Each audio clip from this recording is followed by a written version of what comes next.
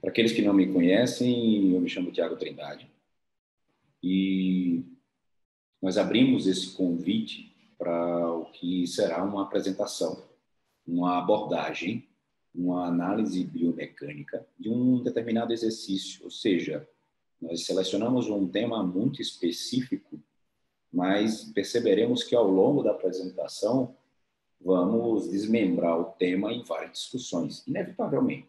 Não teria como chegar na noite de hoje, encontrar com todos os senhores. Para mim é um prazer estar aqui. Muito obrigado pela presença, obrigado por atender o nosso convite.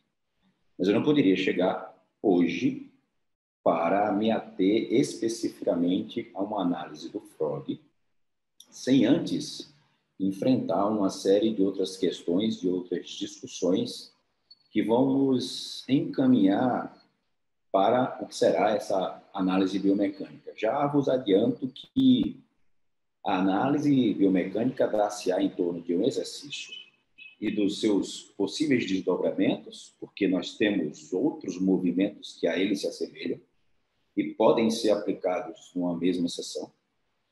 Mas o intuito da apresentação, o intuito do nosso curso hoje, não é advogar e defender a aplicação do emprego do Freud, não.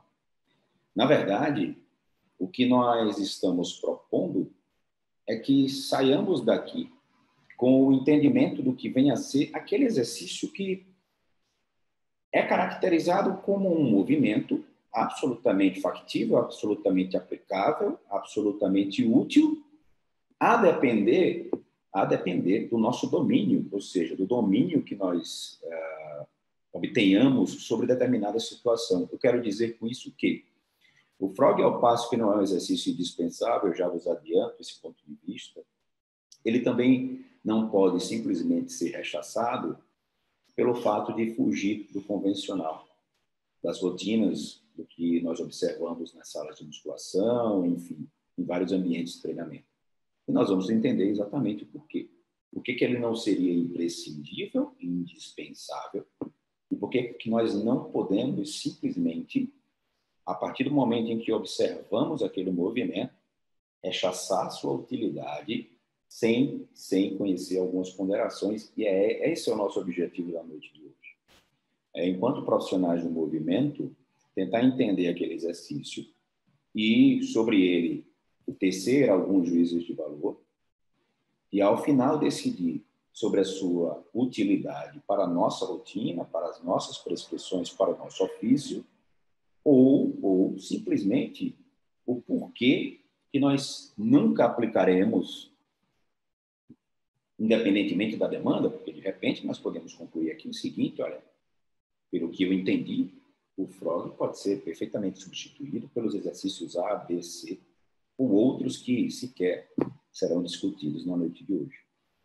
Nós estamos aqui reunidos enquanto profissionais do movimento. Acredito que todos os presentes, se alguém for um entusiasta interessado no assunto, sinta-se bem-vindo. Espero que a conversa seja útil também para vocês. Mas a ideia é exatamente trazer uma observação técnica, uma análise técnica sobre um exercício que, ao meu ver, é uma ferramenta como outra qualquer que podemos utilizar na sala de musculação. E aqui eu já introduzo a nossa fala, sempre disponibilizando a minha conta, o endereço de e-mail e a minha conta no Instagram. O que intuito? Eu estou sempre aberto para indagações, dúvidas, sugestões. Então, sintam-se à vontade para que nós possamos manter um contato, um diálogo após esse encontro.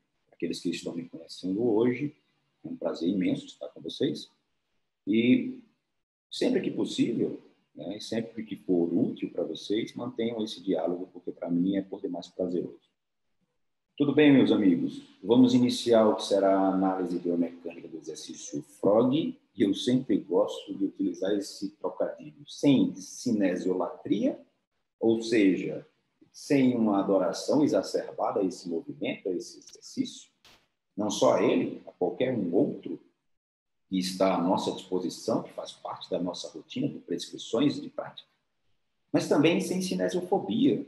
Enquanto profissionais do movimento, não podemos temer movimento, não podemos desenvolver aversão ao movimento humano, porquanto está contemplada na nossa missão, no nosso ofício, ou está contemplado o dever de entender aquele movimento e buscar nele um resultado útil e eficaz, sem abrir mão, obviamente, de uma condição de segurança, claro que observada a demanda do seu aluno. Haja vista que, se ele for um atleta, por exemplo, é possível que as nossas intervenções venham, em algum momento, entrar em rota de colisão, que seriam os parâmetros de segurança. Mas não é o caso da conversa de hoje. Vamos em frente? O que nós trazemos como o introito, e eu não quero que vocês entendam esse slide como uma pergunta, um questionamento, mas sim como uma reflexão inicial, é algo que já passou pela cabeça, pelo menos de vários alunos, vários colegas com os quais eu converso, e também eu preciso admitir que já passou pela minha cabeça lá no tempo de graduação, porque eu me perguntava o que seria a melhor ferramenta para o treinamento de glúteo máximo, não só de glúteo, de outros músculos, mas aqui nós estamos falando especificamente de glúteo máximo. O que seria a melhor intervenção? O que seria o exercício ótimo? O que seria a ferramenta com a qual eu poderia acionar de forma eficaz, efetiva, trabalhar de forma efetiva, estimular de forma exauriente esse músculo que é tão discutido, não tão, na verdade, tão idolatrado, por que não dizermos assim, por alguns praticantes. E aí eu sempre me questionava acerca dos exercícios, aspas, que mais ensejavam a ativação. Ou seja, na minha cabeça e na minha inocência, à época, o exercício que apresentasse maior ativação, me referindo sempre a um parâmetro obtido com eletromiografia, eu pensava, se este exercício ativa mais, ele, portanto, será mais útil, mais eficaz, mais efetivo para o trabalho de glúteo. E, claro, nessa discussão, talvez passa pela cabeça de todos nós o entendimento de que aqueles exercícios multiarticulares nos quais o glúteo máximo está envolvido como extensor do quadril, por que não em menor ênfase como abdutor do quadril, pelo menos como estabilizador no plano transverso, ele é um rotador lateral. Aqueles exercícios, como agachamento, como afundo, como leg press, como stiff, seriam, na verdade, os grandes recursos que nós teríamos para se trabalhar efetivamente o glúteo máximo. Ou seja, pensava eu, na época, que somente agachando, somente submetendo o aluno a um afundo, somente submetendo esse aluno a um stiff, a um leg press, eu estaria, de certa forma, contemplando toda essa estrutura que vocês estão visualizando na tela. Essa é uma imagem extraída de um estudo publicado na Revista da Anatomia, uma imagem de um glúteo máximo. E aqui vocês podem perceber, todas essas setas brancas, elas correspondem a um ponto de origem do glúteo máximo. O glúteo máximo é um músculo que faz interseção com a face do glúteo médio. E aí ela vem de sacro, conexão com face toracolombar, diz a razão pela qual o glúteo se conecta com o latíssimo dorso contralateral. Sacro, como dito, ligamento sacrotuberoso, cóccix. E lá embaixo, ele tem uma inserção distal no fêmur, na tuberosidade glútea, e outra inserção distal no trato iliotibial, onde também se insere o tensor da face lata. Então, veja bem, é um músculo amplo, e em relação às suas ações, é um músculo que abduz esse quadril nas suas fibras superiores, e aqui nós podemos delimitá-las como dessa, basicamente, ou aproximadamente dessa porção para cima, suas fibras superiores são abdutoras de quadril. Lembra da cadeira abdutora? Naquele exercício, você inevitavelmente estará trabalhando as fibras superiores do glúteo máximo. Elas são rotadoras laterais do quadril, ou seja, se você estiver de pé, girar o seu joelho para o lado, juntamente com o quadril, me refiro ao joelho como ponto de referência, mas se você girar todo o quadril lateralmente, eis que o glúteo máximo também estará contemplando ou estará contribuindo para aquela ação. Claro, além de extensor de quadril, e talvez é indiscutivelmente o extensor do quadril, tanto é que nós agachamos, nós partimos para um stiff, como outros exercícios que foram mencionados, então ele é sempre o extensor do quadril nas suas fibras inferiores, principalmente, e ainda as fibras inferiores aduzem o quadril. Aduzem o quadril. Ou seja, ao passo que as fibras superiores do glúteo máximo abduzem o quadril, as suas fibras inferiores são adutoras do quadril. Por que é que eu estou fazendo essa introdução teórica muito mais voltada para a anatomia, para a cinesiologia? Essa loucura de... Quando nós entendemos, alguém com o microfone ligado, se puder desligar, por gentileza, obrigado. Quando nós entendemos que o glúteo máximo reúne uma infinidade, não uma infinidade, mas uma pluralidade de funções, tanto no plano transversal, quanto no plano frontal, e assim como no plano sagital, enquanto extensor de quadril, nós começamos a verificar a necessidade de trabalhar esse músculo em diversas tarefas. Então, é improvável, desde já adiante, que nós consigamos estimular de forma exauriente, efetiva, todo o glúteo máximo, partindo de um mesmo exercício ou de um exercício com as suas respectivas variações. Exemplo, agachamento, barra nas costas, barra à frente.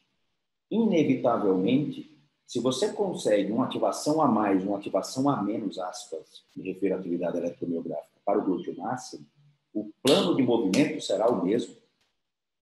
O comprimento no qual ele está sendo estimulado será o mesmo.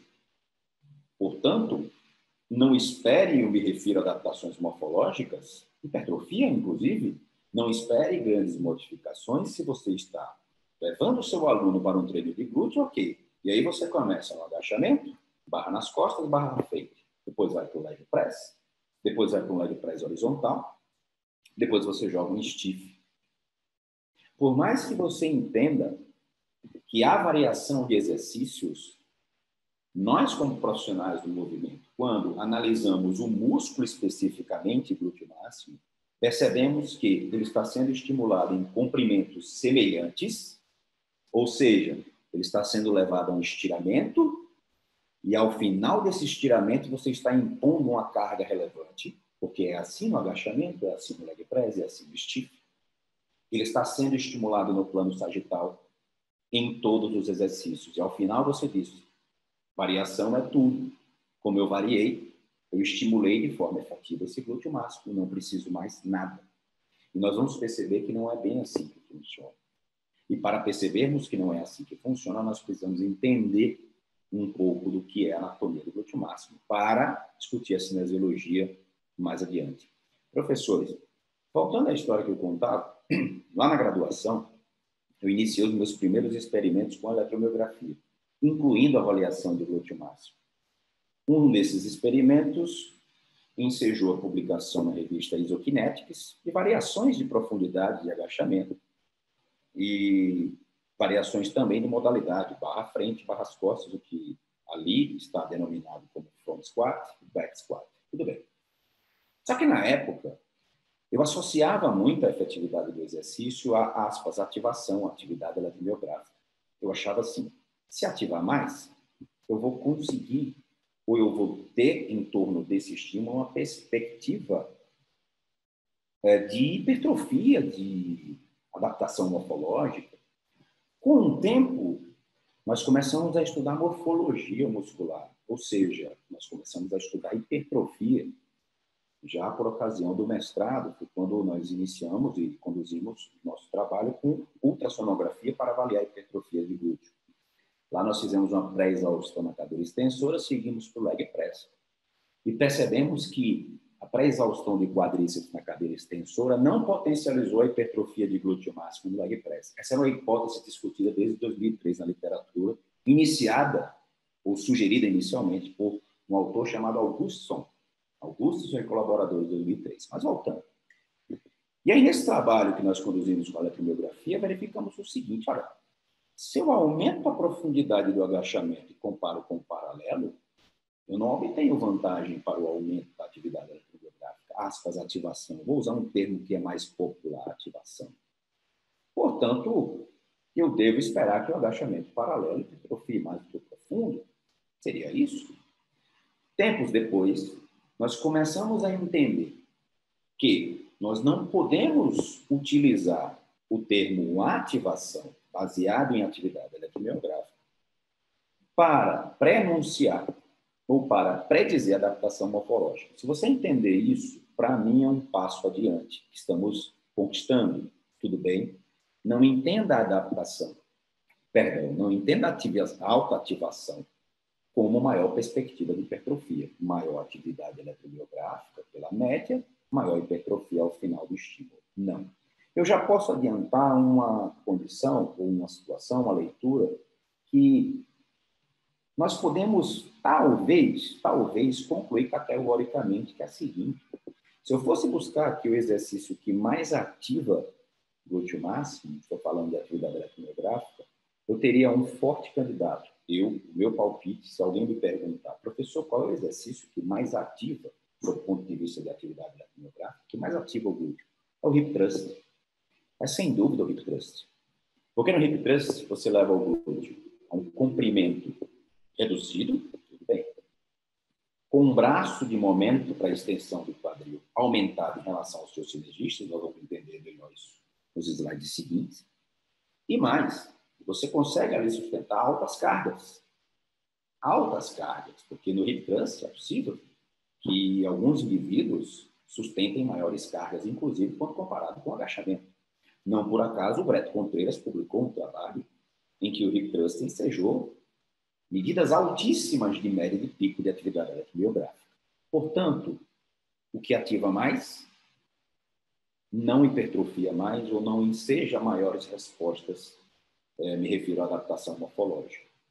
Nessa discussão, o Frog também seria um forte candidato, se nós pensássemos somente em ativação.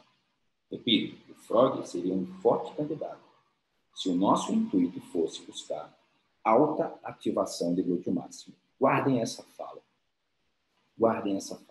Porque ao passo que a ativação não pode ser utilizada para argumentar respostas hipertróficas ou para subsidiar, para fundamentar uma discussão em torno de hipertrofia muscular, a perspectiva de alta ativação vai ser útil em outro momento.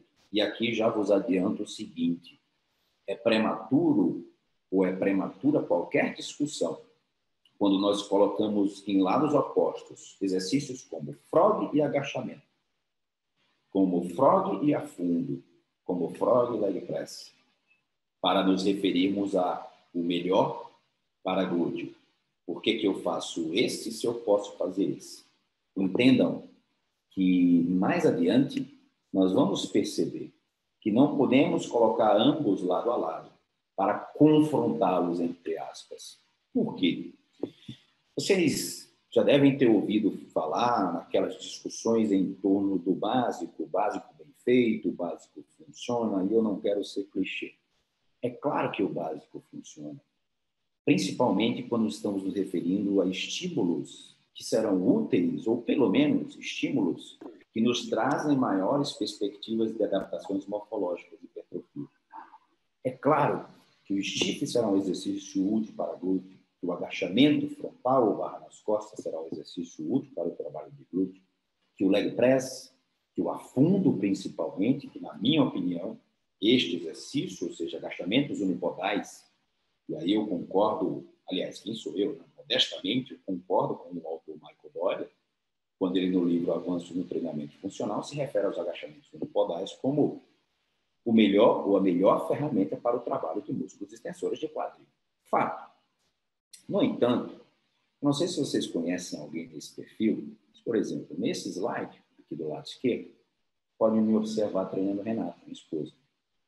E Renata é o que o próprio Boyle denomina como o indivíduo quadríceps dominante. Fiz até um post nos stories dessa semana para provocar um pouco dessa discussão e trazer aqui para o nosso encontro. O indivíduo quadríceps dominante é aquele que você vai para o leg press no dia do treino que você quer enfatizar glúteo e ele relata a fadiga pelo quadríceps. Você vai para o agachamento e ele relata a fadiga pelo quadríceps ou aspas, a minha lombar está queimando. Até fiz essa pergunta lá na enquete. Vocês conhecem alguém assim? 90 e tantos por cento dos participantes disseram que sim, que conhecem alguém nesse perfil com essas características. Então, o indivíduo quadríceps dominante é aquele que você monta todo um treino, diz assim, hoje a ênfase é o trabalho de glúteo. Aí você monta todo o seu treino e coloca de forma carinhosa e bem intencionada o próprio afundo, porque é um agachamento unipodal. Ora, no agachamento unipodal, esse músculo está sendo, glúteo, me refiro, ele está sendo estimulado pelo menos nos 3 planos. Inevitavelmente, indiscutivelmente, ele está sendo estimulado, indiscutivelmente, no plano sagital, o quanto extensor de quadril é. Ele está sendo estimulado no plano frontal para garantir a estabilização dessa pelve, assim como no plano transverso. O agachamento unipodal, quando comparado com o bipodal, ou bilateral, é o padrão ouro, digamos, é uma ferramenta muito mais útil para o trabalho do glúteo. Claro, quando esse indivíduo consegue manter um bom padrão de execução. Isso é fato.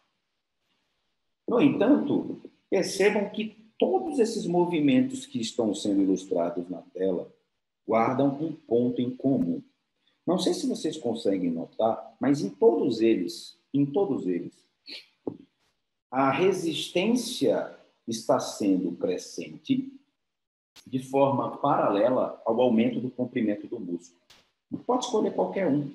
E vocês vão perceber que, à medida que o músculo é estirado, é levado a um comprimento aumentado, a resistência externa, ou seja, o torque externo, tende também a ampliar. Ou seja, quando o glúteo máximo, por exemplo, no agachamento, se encontra em um comprimento mais curto, eis que a carga é praticamente desprezível. Tanto é que no nosso trabalho verificamos uma ativação, e aí me refiro à atividade eletrobiográfica, muito modesta de glúteo máximo quando o agachamento foi realizado ou executado a 60 graus de flexão de joelho. Já vos adianto que não adianta treinar glúteo agachando até 60 graus, empurrando carga, né? Porque no nosso trabalho, de fato, verificamos. O sujeito, ele sustenta até mais peso nas costas para agachar com 60 graus de flexão de joelho. Quem não conhece alguém assim, né? No entanto, para o trabalho de glúteo, talvez esse estímulo não seja efetivo. Mas o que eu quero dizer, chamar a atenção de vocês, é que, apesar de reconhecer que todos esses exercícios são absolutamente úteis para o treinamento do glúteo máximo, todos eles guardam essa característica. O glúteo está sendo levado a um comprimento longo para uma carga, de fato, relevante naquele comprimento. E é interessante porque a pergunta que eu deixo, a reflexão que eu proponho para vocês é a seguinte: será que esse indivíduo quadríceps dominante, ou seja, esse perfil que vai para um leg press, que vai para um agachamento, que vai para um afundo e relata somente uma fadiga exacerbada dos extensores de joelho, quando não dos extensores de tronco, será que nós temos condições de reverter esse quadro, ou seja, esta tendência, somente corrigindo no próprio exercício? Ou seja, venho aqui para o afundo, vamos lá, Tiago. Por coincidência, esse aqui sou eu, tá bom? Vamos lá, Tiago. Olha, foca no glúteo. Tá descalço aí, tranquilo, foca no glúteo. Agora vamos fazer essa fase ascendente do afundo, mas concentra aqui. Eu vou lá, até dou um toque no local que quero. Enfim, será que eu tenho condições de reverter um perfil daquele, aspas, quando eu utilizo esse termo do Boiler, quadríceps dominante, entendam que é aquele indivíduo que tende a fadigar tudo pelos extensores do joelho. Não sei se vocês conhecem alguém assim, mas, enfim, espero que estejam entendendo o exemplo. Aquele indivíduo quadríceps dominante que qualquer exercício, todo e qualquer exercício para ele será um exercício de quadríceps, ou seja, com ênfase quadríceps. Press, agachamento frontal, hack, enfim, a fundo. A pergunta é, nós temos como reverter pelo próprio exercício, estimulando o foco interno? Olha, conecta aqui com o glúteo, conexão mente-músculo, um termo que está em moda, ou está na moda, pelo menos nas redes sociais. Essa é a pergunta, e essa pergunta gerou uma discussão com um colega, o professor André Albuquerque, porque ele me lançou essa pergunta, e eu devolvi a pergunta para ele. A minha pergunta para ele foi o seguinte: no momento que nós nos encontramos, estávamos conversando sobre biomecânica, eu perguntei, professor, Eu, assim como eu sei que ele atuou, não atua mais, mas atuou enquanto personal, eu ainda atuo. Amanhã, pela manhã, estarei atendendo os alunos, assim como a maioria dos senhores. Você já conseguiu reverter essa situação? Utilizando o próprio exercício multiarticular, se conseguiu, ótimo. Se conseguiu, excelente. Mas para aqueles indivíduos que ainda não obtiveram esse resultado, ou seja, que não encontram esse caminho como tão factível, eis que nós podemos entender por que seria tão difícil resgatar a função de um glúteo máximo, aspas, prejudicada diante de uma dominância de extensores de joelho e quadríceps, pelo próprio exercício de agachamento, pelo próprio exercício de afundo, pelo próprio leg press. Reparem essa figura, e aqui nós temos a comparação do que seria o braço de força de 3 grupos extensores de quadril. Os 3 principais extensores de quadril. O que é o extensor de quadril? Exatamente o músculo que no quadril, vocês estão vendo o agachamento em segundo plano, no quadril ele está garantindo a fase ascendente pela própria extensão do quadril.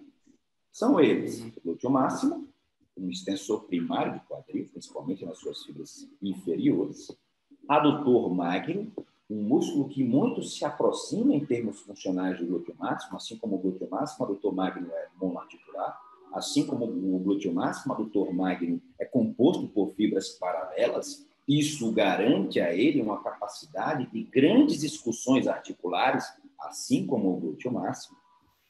E assim como o glúteo máximo é um músculo que dispõe de uma grande área de seção transversal. Nós temos um glúteo com uma ampla área de seção transversal. Se vocês terem uma ideia, nós somos, diferentemente dos demais primatas, nós desenvolvemos o glúteo máximo, mas o macaco não. Ele ficou lá com o isquio femoral, um músculo delgado que não garante esse deslocamento, né, bípede. Mas voltando. Percebam o comportamento do braço de momento para a extensão de quadril de cada um dos 3 extensores ou dos grupos extensores. Dá uma olhada no adutor magno do canto inferior esquerdo. Esse bonequinho, né? Claro, esse desenho foi uma criação minha, eu só aproveitei dos autores o gráfico. Mas esse desenho reproduz exatamente as fases do agachamento. Ou seja, do primeiro boneco para o último, vocês percebem que ele agacha até 90 graus de flexão de joelho, e foi essa amplitude adotada pelos autores. Eles agacham até 90 e voltam para a posição inicial. Dá só uma olhada no braço de momento para a extensão de quadril do adutor magno. Vocês percebem que ele fica ali em torno de quase 50 quando o joelho está a 90 graus? Vamos colocar um agachamento paralelo ou quase paralelo, tá? Aquele em que a coxa fica quase paralela ao solo. Dá uma olhada agora no braço de momento para a extensão do quadril dos isquios surais. Aí alguém vai dizer assim, mas o joelho está em flexão, e estando o joelho em flexão, os isquios surais perdem a eficiência para a extensão do quadril. Perfeita observação, perfeito raciocínio. No entanto, eles permanecem com um amplo braço de momento, e aqui a discussão gira em torno do braço de momento. Voltando à comparação ao adutor magno e o glúteo máximo. Olha o comportamento do braço de momento do glúteo máximo quando você se encontra num agachamento quase paralelo. Lá em vermelho, canto superior esquerdo. Vocês percebem que o braço de momento para a extensão do quadril do glúteo máximo cai. Vai ali em 20, enquanto o adutor magno está em quase 50. O que eu quero dizer com isso? Ora, pegando essa comparação, esse confronto direto entre 2 músculos que muito se assemelham em termos de função, adutor magno e glúteo máximo, pelo menos no seu componente extensor de quadril, vocês vão perceber que o adutor magno ele fica numa situação muito mais vantajosa. E o que é que vocês percebem nessa figura e dela conseguem extrair para outros exercícios? Vocês percebem que a posição, ou essa posição de quadril para extensão, é a mesma que você obtém no leg press, é a mesma que você vai obter no stiff, aproximadamente, é a mesma que você vai obter no hack, é a mesma que você vai obter no afundo. Olha que raciocínio interessante. Então, se nós considerássemos somente a análise do braço de momento para extensão de quadril, se vocês entendem, para dar um exemplo bem direto sobre o braço de momento, imagina o seguinte: vocês estão enxergando uma porta aí perto de vocês? Vocês estão vendo que o trinco da porta é posicionado na extremidade, pelo menos nas convencionais. Deve ter porta moderna, com um trinco mais próximo à dobradiça. A dobradiça seria o eixo, que no nosso boneco nós podemos tomar como referência a articulação coxo-femoral. E o braço de momento dar-se-ia entre a distância desse eixo e o ponto da aplicação da força, ou seja, você, para abrir essa porta, traciona o trinco. Quanto mais próximo ao eixo, quanto mais próximo à articulação coxo-femoral, menor o braço de momento. Tudo bem? Então, lá embaixo do agachamento, o braço de momento do glúteo máximo, lá embaixo do agachamento, do afundo, do leg press, do stiff, enfim, o braço de momento do glúteo máximo é desfavorável quando comparado com o braço de momento da extensão do quadril e isquios surares adutor magno, professores. É por esse motivo que nós passamos a discutir o seguinte: ora, quer dizer que se o meu aluno, quer dizer que se o praticante apresenta uma deficiência na ação de glúteo máximo, lá no final do agachamento, lá no final do afundo, quando esse glúteo está em aumento, em comprimento aumentado, ou seja, já numa condição desfavorável, em comprimento aumentado e braço de momento curto, será que eu consigo recuperar uma eventual perda ou déficit de função desse glúteo naquela condição em que ele se encontra mecanicamente desfavorecido? Essa é a indagação que eu deixo. E, claro, nós estamos até agora fazendo uma grande introdução para contextualizar e entrar na discussão dos exercícios. Vocês percebem que aqui não é a intenção, não é a nossa intenção, chamar uma imagem com um frog e passar a tecer considerações sobre pontos positivos ou pontos negativos. Não. Quem vai decidir sobre pontos positivos ou negativos? Cada um de vocês, cada um dos presentes.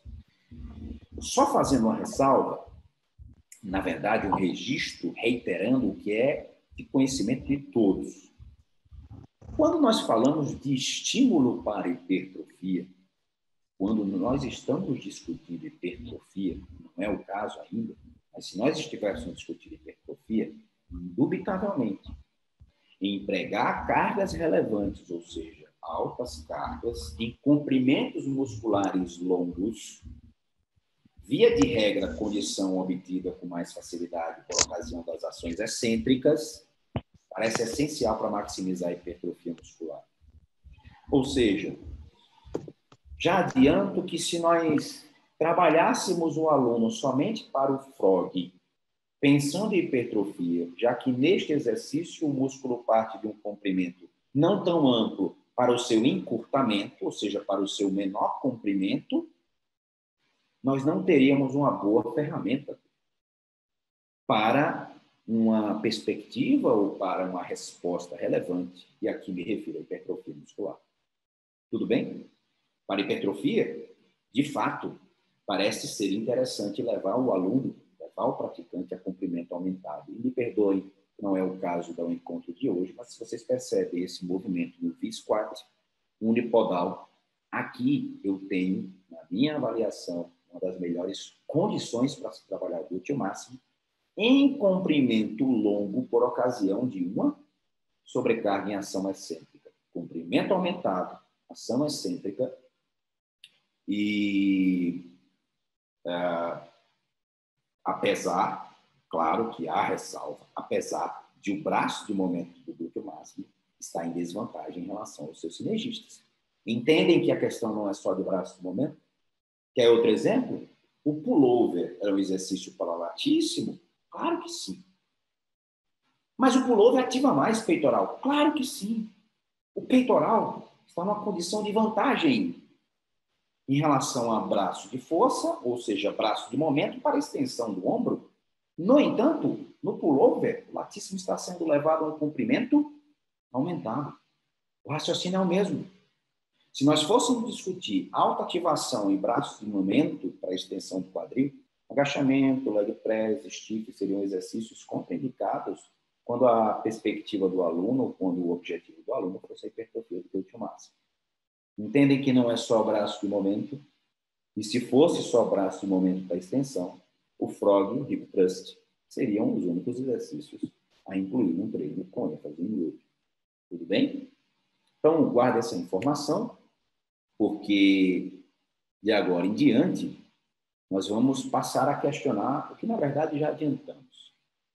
Então, se eu estou diante de uma eventual inibição do glúteo máximo, que pode ser observada pelo bom treinador, um agachamento, em um teste simples, como o overhead squat.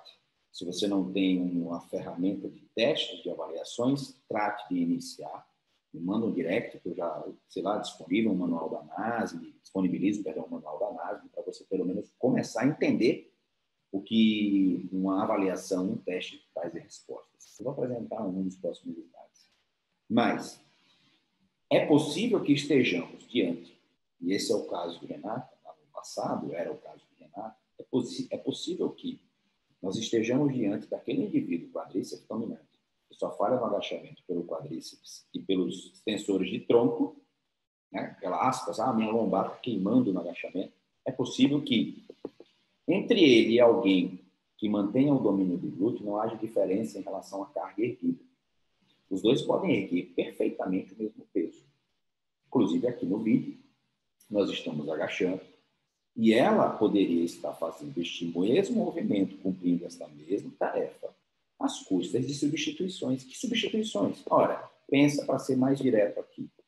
Se eu tenho uma, aspas, falha na função do glúteo máximo, professores, vocês estão vendo essa figura aqui do lado esquerdo? No membro inferior direito, eu coloquei o adutor magno. Aquele ao qual me referi, lembra? Aquele que trabalha parceiro, bem próximo do glúteo máximo. Adutor magno no membro inferior direito. No membro inferior esquerdo, de uma visão lateral para medial, vocês vão ver bíceps femoral, cabeça longa, semitendinoso ao meio, semimembranoso atrás do semitendinoso. Todos eles formam os isquiosurais, se inserem proximalmente na tuberosidade isquiática e distalmente na perna, sendo o bíceps femoral cabeça longa lá na cabeça da fíbula e os dois outros na tíbia. Percebam que quando há um déficit de função desse extensor primário de quadril, e o glúteo máximo de fato é o extensor primário de quadril, alguém vai substituí-lo, alguém vai assumir essa bronca. E quem vai assumir essa bronca? O doutor Magno isquiosurais. Conhecem alguém que fadiga em posteriores de coxa agachando? Eu pergunto, eu conheço e não são destreinados, são indivíduos altamente treinados.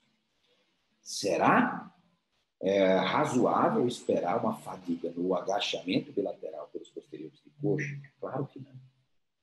E aí eu me deparo com situações, por exemplo, uma fisiculturista que me procura, com uma dor ali na altura de pubis, e aí eu não discuto em relação à inserção, complexo adutor, mas enfim, o relato era esse. E quando você vai fazer um teste simples, uma simples elevação de pelve, aspas, um simples hip thrust, sem carga, só com o peso do corpo, sem mini bend, e pede para que ela execute várias repetições até atingir uma fadiga relevante, eis que ela relata cansaço por onde? Posteriores de coxa. Posteriores de coxa. Esse é um teste simples que o próprio Buckthorpe, e aqui vale uma sugestão de leitura, sugiro que leiam uma análise clínica de Buckthorpe, comentário clínico, eu posso disponibilizar para vocês, porque eles me pedirem pelo direct. O Buckthorpe diz assim, olha, você não precisa de grandes testes sofisticados. Pede para o cara vai executar uma elevação de pelve, lá ele se refere a atletas, e ver por onde ele fadiga. Não é razoável aceitar que qualquer indivíduo, claro, em condições normais, fadigue pelos posteriores de coxa, realizando uma extensão de quadril nos graus máximos de extensão ou de hiperextensão. Não é razoável. Tudo bem? Então, entendam que a questão aqui não é quem levanta mais ou quem levanta menos peso. Porque dois indivíduos podem erguer 200 quilos no agachamento, sendo um. Ou estando um utilizando muito de adutor magno e isquiosurais, e o outro utilizando de forma racional o glúteo máximo. Esse aqui, primeiro, é aquele que diz assim, mas eu não sinto meu glúteo para nada. Ou aquela menina, eu não sinto meu glúteo para nada, eu não sinto nenhum exercício, eu não sei o que acontece, eu não consigo conectar. Conexão mente-músculo, eu não entendo meio que seja, porque eu não consigo conectar. Então, seria a hora de entendermos o seguinte, para enfrentarmos eventuais substituições, para nós abordarmos indivíduos com essas características, talvez nós precisássemos nos afastar um pouco do básico bem feito.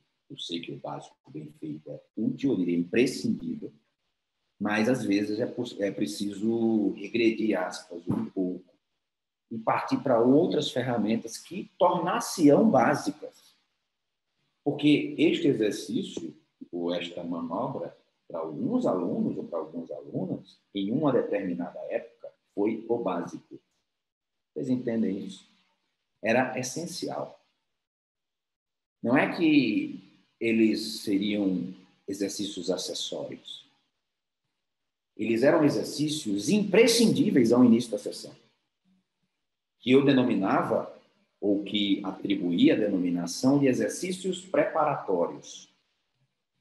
Porque o aluno entendia que sem eles não podia partir para os exercícios multiarticulares. Então, aqui eu já deixo uma sugestão.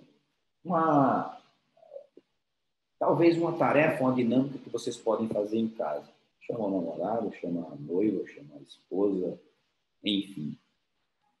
Como você vai partir, ou que parâmetro você tem para fazer um teste simples, conduzir um teste simples e saber se o extensor primário e o hiperextensor primário do quadril do teu aluno está funcionando, do teu praticante está funcionando. Você percebe essa imagem aqui? Eu, o Renato, os meus dedos estão em 4 pontos. Esses 2 dedos aqui, ó, estão lá nos 2 pontos amarelos, nos eretores da espinha. Não precisa se preocupar em identificar um eretor da espinha específico. Eu preciso palpar o ilho costal. Não se preocupe com isso. Não. Coloca naquela região ali, dos eretores. Tudo bem? E esses outros 2 dedos aqui, você vai posicionar um deles no glúteo e o outro nos posteriores de coxa. Também não precisa se preocupar em palpar necessariamente o bíceps femoral cabeça longa. Por que o bíceps femoral cabeça longa? Porque é um substituto óbvio numa eventual disfunção do glúteo máximo. E por que é um substituto óbvio numa eventual disfunção do glúteo máximo? Ora, extensor de quadril, rotador lateral. Bíceps femoral cabeça longa apresenta componente de rotação lateral. Músculo penado, músculo mais suscetível à lesão por estiramento. Imagina um jogador de futebol que às vezes apresenta uma lesão de estiramento de bíceps femoral cabeça longa e as pessoas perguntam o que aconteceu. Engraçado, eu recebo muitas mensagens diretas de jogadores de futebol. O cara acompanha ou verifica meu perfil e vem me questionar no direct sobre eventual dor em pubis, sobre eventual estiramento ou lesão do ligamento cruzado anterior. Quando você vai verificar, o déficit de função está em glúteo máximo. E óbvio que a sobrecarga recai sobre extensores secundários de quadril. Bíceps femoral cabeça longa é um forte candidato. Fica a dica, professores.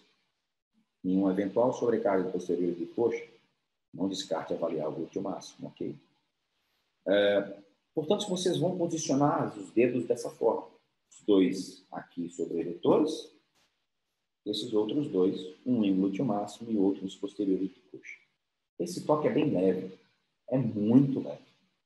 Tudo bem? Imagina uma ferida aberta, é como se você estivesse tocando em uma ferida aberta.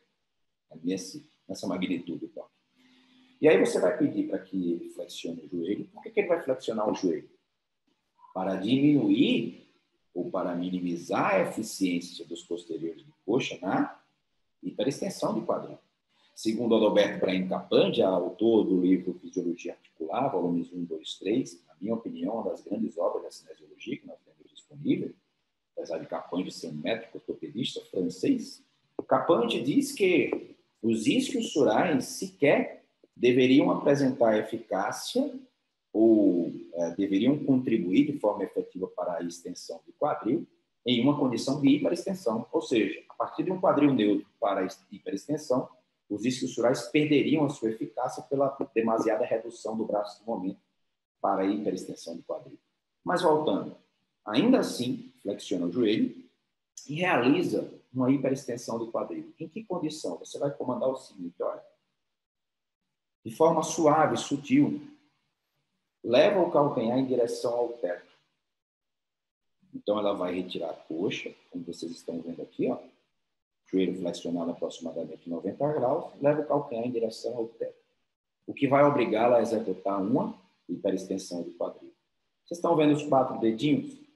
Para ser muito objetivo, para tornar o teste útil para vocês desde hoje, desde agora, que vocês vão fazer esse teste assim que terminar a nossa conversa aqui. Chama alguém, se vira, tá? Chama namorado, namorada, já dá função a ele, porque está aí só assistindo pela TV, enfim. Coloca na posição, coloca os dedinhos lá e vê a ordem em que dá-se a contração de cada um. Objetivamente, o glúteo máximo tem que subir em primeiro lugar. Nem que ele suba, quando eu falo subir, é contrair. Nem que ele suba justamente ou juntamente com os eretores. Nem que ele suba juntamente com os eretores. Na abordagem de Vladimir Janda, que contempla a discussão sobre esse recurso, a abordagem publicada pelo Phil Page e colaboradores, eles dizem o seguinte: apesar de ser admissível uma contração dos eretores, o glúteo máximo tem que subir como prioritário, de início. Ele não pode atrasar a contração. Vocês vão ver que alguns indivíduos não sabem nem que o glúteo máximo existe. Vocês vão perceber, eu não estou falando aqui de indivíduo que não treina, não. Vocês vão perceber. Sabe aquela moça que tem dificuldade de ativar glúteo? Faz o teste com ela. Faz o teste. Assim como eu conduzi com a fisiculturista, que citei como exemplo, o glúteo simplesmente não subia. Eram os posteriores de coxa tão dominantes na extensão do quadril que na hiperextensão de quadril, a despeito da sua desvantagem, eles saltavam da coxa. E os eretores? No idoso, e não só no idoso, mas de uma forma geral, dá uma olhada nesse ombro aqui contralateral. O idoso vai apertar o cotovelo contra o solo, tentando contrair latíssimo do dorso. E nós temos esse caminho discutido na literatura, de que indivíduos com baixa eficiência de glúteo máximo tendem a ampliar a demanda sobre o latíssimo do dorso. Isso foi publicado neste ano, mas era algo que já vinha sendo discutido desde 1964 pelo próprio Vladimir Janda. Tranquilo? Façam o teste. Usem esse recurso para testar e reavaliar. Então, o que vocês vão fazer? Vocês vão testar amanhã, pelo menos eleja um aluno ou um colega, enfim. Hoje vocês vão testar em casa, vão ensaiar em casa. Claro que essa hiperextensão aqui ela é bem conduzida. Vocês vão fazer 3 hiperextensões. 1, 2, 3, R. Ela vai. Hiperestende, hiperestende, aí você vai ver que faz a ordem que subiu na sua mão. Faz dos 2 membros. E aí você anota. Exemplo, Renata, no primeiro teste, enfim, não sei que dia é hoje, mas dia 5 de abril. Então, ela subiu na ordem eretores, eretor contralateral, eretor homolateral e isquiosurais. Glúteo máximo, 0. Aí você vai treinar de forma específica e vai repetir um mês depois. Ou seja, é um teste. Esse cara aqui, que vocês estão enxergando na foto, é o Breto Contreras. É um dos caras que mais discutem sobre glúteo, tem excelentes publicações, uma das quais, inclusive, foi mencionada na nossa fala. Mas o Contreras, percebam, ele utiliza a hiperextensão nessa foto como exercício preparatório. Vocês estão vendo a resistência manual aqui, lá numa porção distal da coxa, de segmento coxa, pede para que ela hiperestenda. Ele aqui executa uma contração, uma ação isométrica de hiperextensão de quadril. Ciente ele de que o glúteo é o grande hiperextensor do quadril. Vocês lembram daqueles caras que assumiam uma vantagem, que eram os caras na extensão do quadril lá embaixo, do agachamento, isquiosurais e abdominais? A hiperextensão de quadril eles tendem a perder aquele braço de momento, aquele braço de momento para a hiperextensão. E o do glúteo máximo, ele tende a aumentar. É por isso que o glúteo máximo é o grande, ou deveria ser o grande hiperextensor de quadril. Mas quando você perde, os outros vão ter que dar conta dessa função, que não é própria deles. Entendem agora o raciocínio dos dois lados? Quero ver vocês postando esse teste e me marcando, hein? Mas vamos lá. Aí a pergunta que eu lanço é, agora sim, para começar a discutir o Freud. A propósito, Se em condições mecanicamente favoráveis, hiperextensão de quadril, como foi o caso do testezinho, como é o caso do frog, como é o caso do hip thrust, lembra do teste? Executar elevações de pelve até fadigar e ver por onde ela está fadigando. É interessante que o relato, a queixa, né, de cansaço nos posteriores de coxa é bem comum. E quando você vai olhar e confirmar com aquele testezinho do slide anterior, na verdade, uma situação fecha a outra, uma é contra a prova do outro. É interessante isso. E aí, quando você vai trabalhando de forma específica, você vai resgatando a função do glúteo máximo. Isso é muito bom, porque em qualquer outro exercício, aí sim, agachamento, funda de press, no afundo, você direciona e ela entende o que é a conexão mente-músculo, com ênfase glúteo máximo. Mas a pergunta que eu deixo, vocês acham mesmo que se ele não é, ou ele não responde frog, em que eu levo uma hiperextensão de quadril, ele é o principal hiperextensor do quadril. Será mesmo? Ele entrará aqui quando essas fibras inferiores estão ainda mais alongadas, porque são adutoras de quadril, e ali, à medida que ela desce, a abdução aumenta, elas estão sendo ainda mais tracionadas, além de que eles precisam reagir como extensores de quadril e mais. Eles precisam reagir como abdutores de quadril, porque vocês vão ter adutores tracionando para fechar esses joelhos. Os adutores também são extensores lá no final, vão estar tracionando esse joelho para dentro. Você precisa das fibras superiores do glúteo máximo tracionando para fora, abduzindo. Então, um agachamento, perdão, um levantamento terra sumô, além de extensor, ele vai ser abdutor de quadril. Entende? Mas será que eles vão estar, de fato, respondendo, exercendo a função neste exercício, se eu não tenho uma efetiva participação naquele, neste exercício? Será que o glúteo máximo será que ela vai conseguir essa conexão? Ou, uma vez praticando esses agachamentos, esses afundos, eu estaria potencializando o desequilíbrio? Porque é isso que se discute, e por esse motivo, não só por esse, mas por outros também, é que eu sugiro a leitura do Buck-Torp. A análise do Buck-Torp, claro que não é uma versão exclusiva dele, ou seja, não é uma opinião própria do autor, mas é o que a literatura está discutindo hoje. Eu não sei por que aqueles que se titulam velha guarda do treinamento de força resistem tanto à utilidade desses recursos. Porque, professores, quando você domina a ferramenta, você começa a entender que as respostas se tornam muito mais óbvias, muito mais claras. Perceba que não há condição de agachar com altas cargas para um glúteo que não entrou lá no frog. Ou seja, ela não teria como vir para cá, mesmo que eu não utilize o frog nas minhas prescrições, mas ela não teria como ir para o agachamento se aqui ela não me representasse uma resposta efetiva de hiperextensão. Porque ele é o principal hiperextensor. Este exercício se assemelha, em termos de movimento, àquele teste que vocês viram.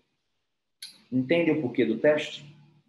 Então, mesmo que sejamos daquela ala que não utilizamos exercícios, aspas, isolados, nós precisamos entender e garantir para o nosso aluno, até como responsabilidade nossa, enquanto profissionais de movimento, dizer assim, olha, eu não admito a prática do frog, não admito o glúteo quatro apoios com caneleira, não admito hiperextensão de quadril do cabo, não admito hip thrust, existem os mais radicais, não admito, enfim, outras tantas hiperextensões que vocês podem imaginar, mas eu vou te provar que se você hiperestender o quadril, o teu glúteo máximo vai ser o primeiro a responder.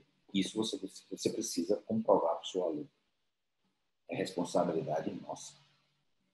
Se ele hiperestender o quadril e o glúteo não entrar, nós precisamos fazer alguma coisa para enfrentar essa situação, porque ela não será ou não deverá ser considerada normal. Entenderam isso, professores?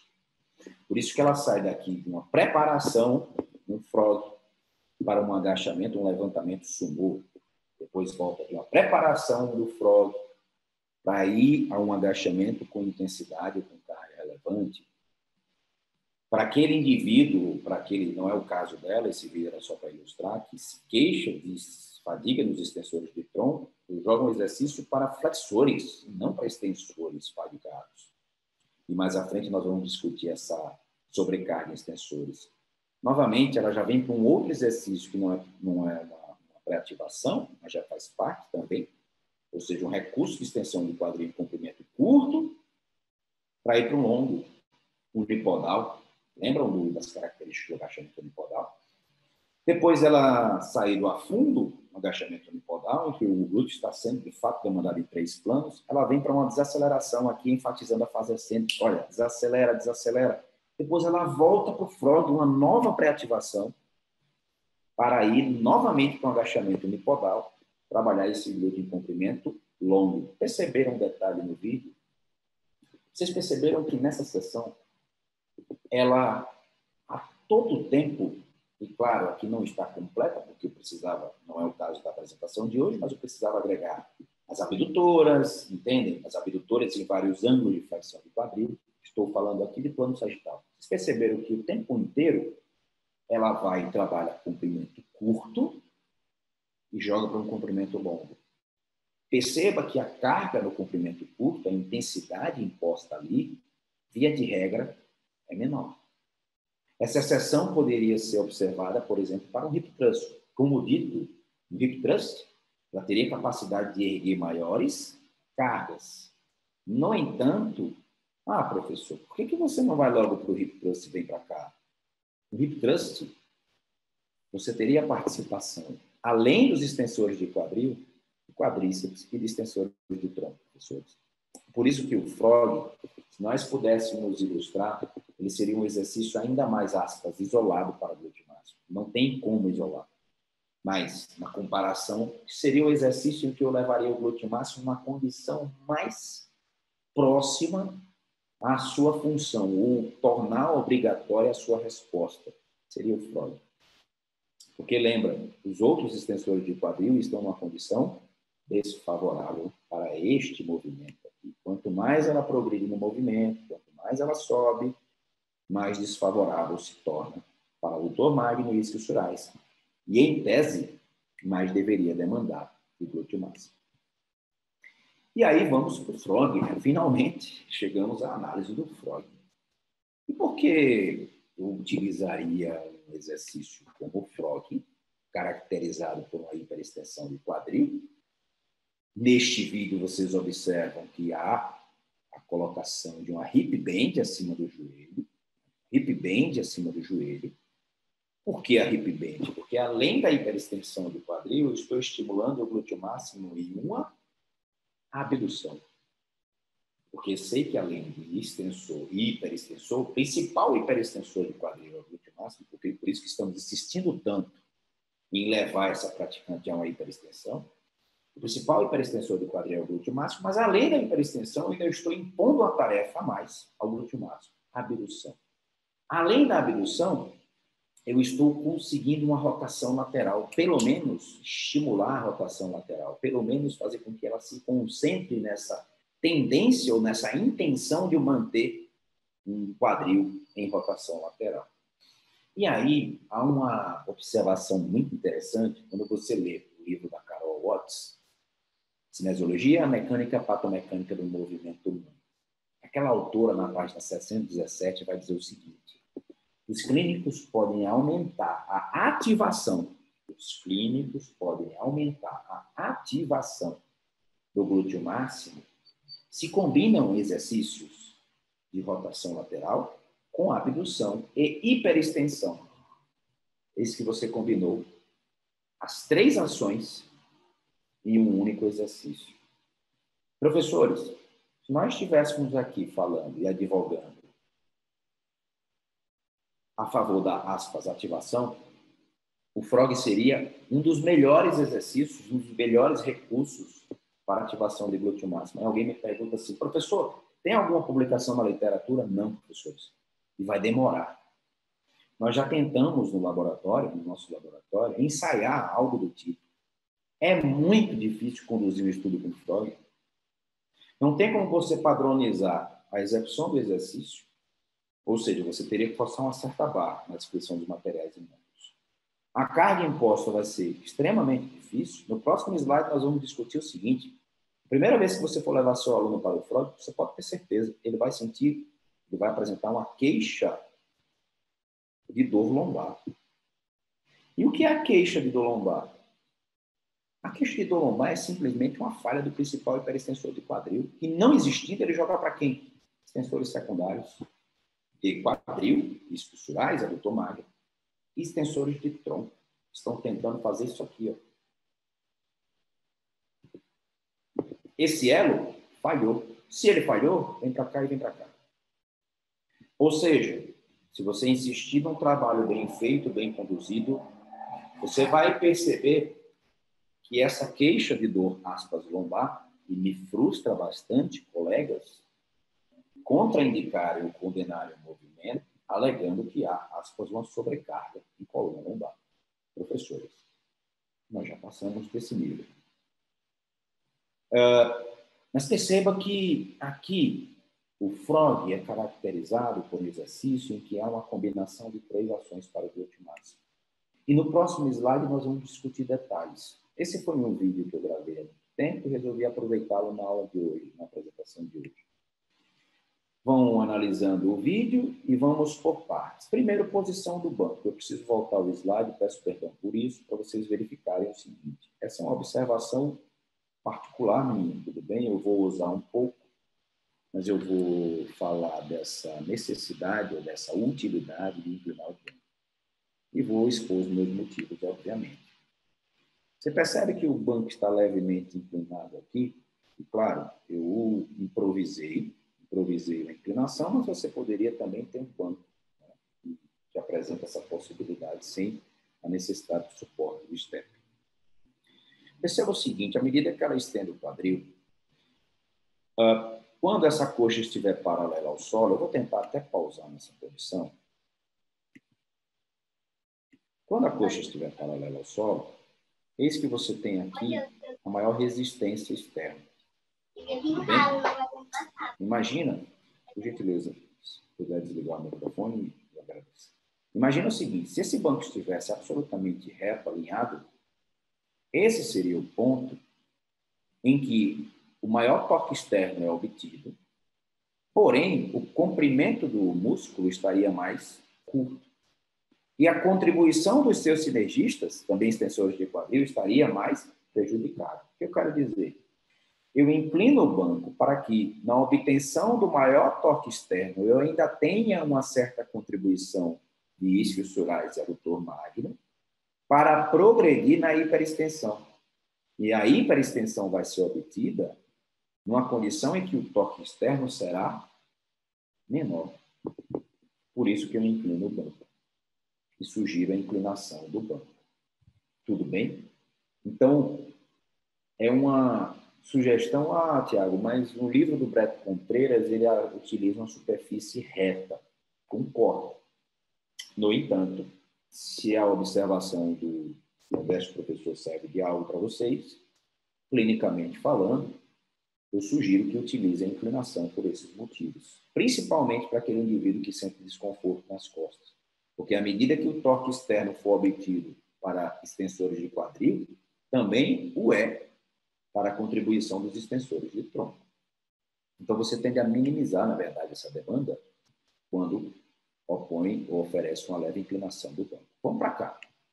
Posicionamento do banco já foi dito, inclinação bem leve. Essa inclinação é muito leve, muito suave, como vocês viram no slide anterior. Utilização na mini band, foi dito. Mini band acima do joelho para que você acrescente uma ação de abdução. E aí trabalha o glúteo máximo, hiperextensão e abdução. Amplitude do movimento. Professores, vocês percebem que a amplitude é de uma flexão não acentuada, ou seja, essa flexão ela não chega a 90. No livro do Brett Contreras, ele chega ali a 90. Vocês vão ver na imagem, no próximo slide. Mas aqui eu sugiro o seguinte, olha, flexionou até 60, 70 graus, daqui você já parte para a hiperextensão. Por quê? Como dito, o diferencial do frog é trabalhar esse glúteo em comprimento curto. e um comprimento que para ele é favorável em relação aos seus sinergistas. Então, não há razão para você flexionar demasiadamente o quadril. Tudo bem? Amplitude de 70 de flexão no máximo para a extensão total. E aí a extensão é total. Ou seja, ela vai além de uma condição de quadril neutro, ultrapassar essa condição, esse alinhamento, e tentar uma hiperextensão. Quanto maior a amplitude, quanto menor o domínio de glúteo, maior será a sobrecarga sobre os extensores de tronco.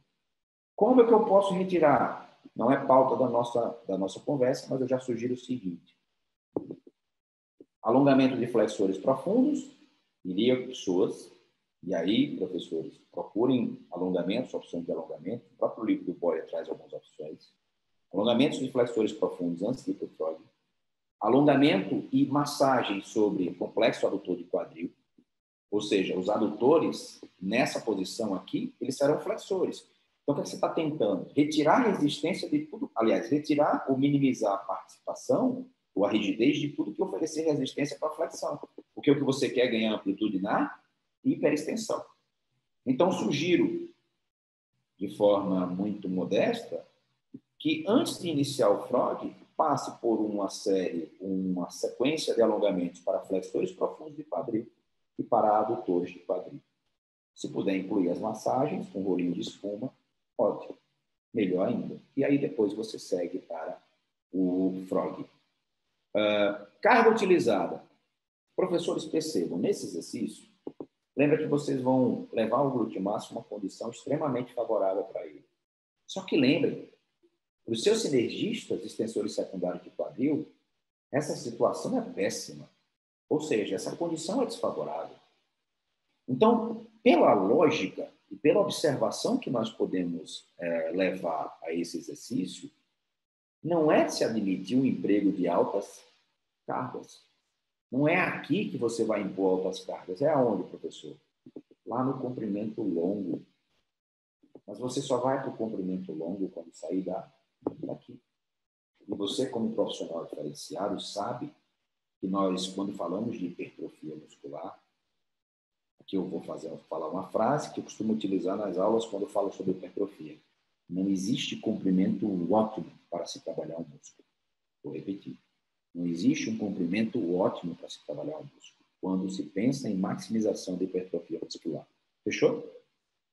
Esse pode ser um tema de um próximo encontro, quem sabe.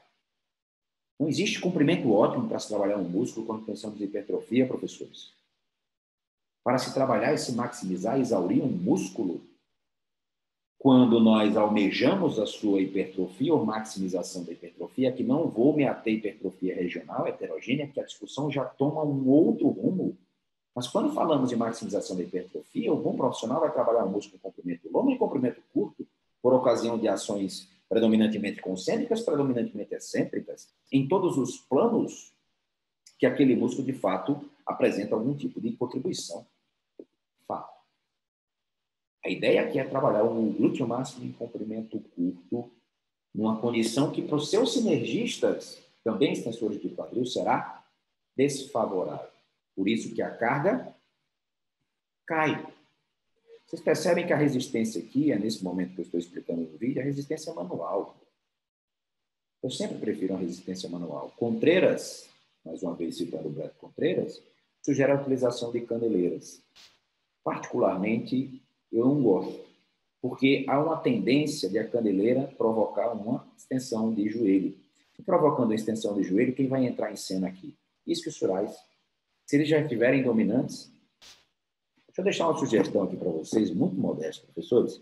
Isquiosurais dominantes, e quando eu li isso, foi no livro do Michael Boyle, Avanço do Treinamento Funcional, isquiosurais dominantes, ênfase no resgate da função de glúteo, não descartem a utilidade de afastar, excluir exercícios de cadeira em mesa flexora por um período, pelo menos até você garantir o resgate da função do glúteo prejudicado. É uma proposição do Boyle, que eu acho absolutamente pertinente, mas, claro, estou apenas mencionando aqui como possibilidade. Repetindo, diante de uma dominância de sinergistas isquiosurais, ora, questiona o autor, Se eu tenho posteriores de coxa dominantes numa extensão de quadril, que não seria a função dele, mas sim do glúteo máximo, que se encontra prejudicado naquela tarefa, naquela função, por que eu vou dar mais estímulo isolado para esses isquiosurais dominantes nesse exemplo? Absolutamente pertinente o questionamento do autor. Claro que sim. A gente demora a processar porque foge do convencional. Ah, mas eu não posso, o que é que eu vou usar de flexores de joelho? Como é que eu vou trabalhar posteriores de coxa? Usa stiff, cara. Usa banco romano.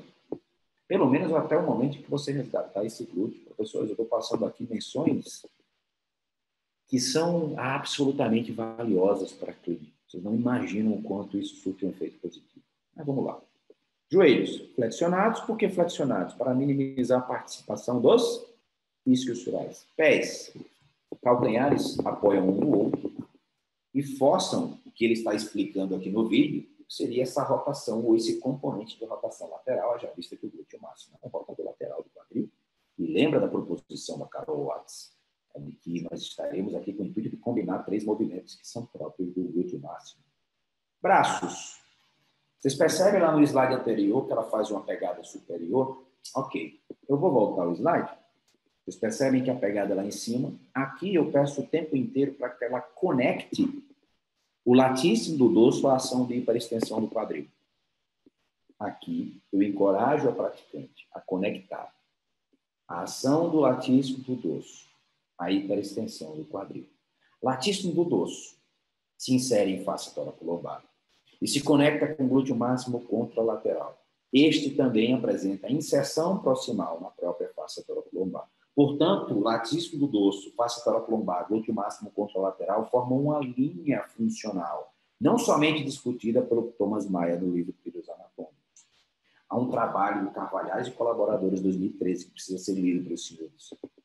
Lá a discussão fantástica da interferência do latíssimo do dorso sobre a função do glúteo máximo. E nós precisamos considerar, entender e começar a observar no nosso dia a dia de academia.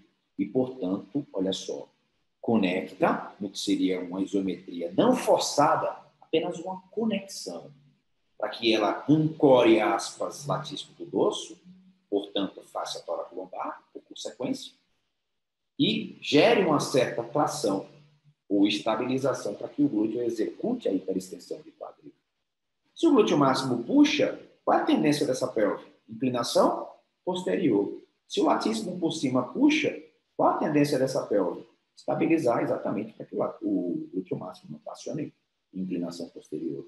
O que você quer, óbvio, é uma base segura para que ela execute uma hiperextensão do quadril no melhor ou na melhor amplitude. Legal, professores? Então, vencidas todas essas características que eu queria discutir do Freud, eis que a dor lombar, ou a queixa de dor lombar, ela vai ser consequência de uma baixa efetividade do glúteo máximo enquanto hiperextensor do quadril. Há um trabalho que discute a anatomia comparativa do glúteo máximo, e é fantástico, porque eles contam a história, de aspas, do nascimento do glúteo máximo. Como é que esse glúteo máximo foi projetado e nos tirou de uma condição quadrúpede para bípede? Há toda uma modificação, braço do momento, ou seja, a inserção proximal subiu no fêmur, ele deu mais área de inserção transversal. Vocês já viram um chimpanzé correndo? Uma condição bípede é algo fora de esquadro, né? Então, ele não tem o nosso glúteo máximo. Corredores velocistas de elite, por exemplo, eles apresentam maior volume de glúteo máximo quando comparado a corredores que não fazem parte da elite. Só para vocês terem uma ideia de que esse músculo contribui efetivamente, é decisivo para o nosso deslocamento, as nossas corridas em alta velocidade, e mantermos essa condição mais favorável sob o ponto de vista de demanda energética.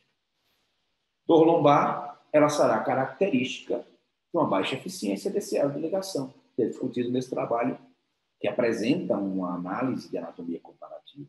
E ele chama o glúteo máximo como elo de ligação nessa dupla extensão. Ou seja, estender e puxar o tronco para se erguer de uma posição quadrúpede e também estender o quadril.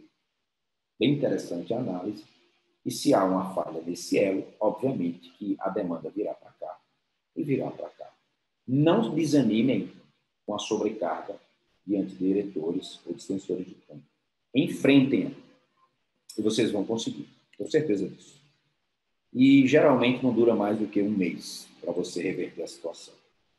Só uma diferença básica aqui, porque alguns me perguntam, professor, o frog pump também está no livro do Contreras, essas imagens foram extraídas do livro do Contreras, olha só o frog do livro, e olha só o frog pump, também extraído daquele trabalho do livro do Contreras.